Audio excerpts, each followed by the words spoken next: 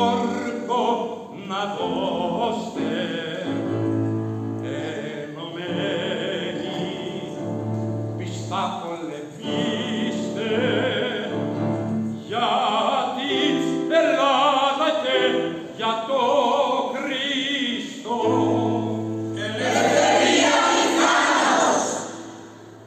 Ο Θεός υπόγραψε ένα ομόλογο για τη λευτεριά της Ελλάδας και ο Θεός την υπογραφή του δεν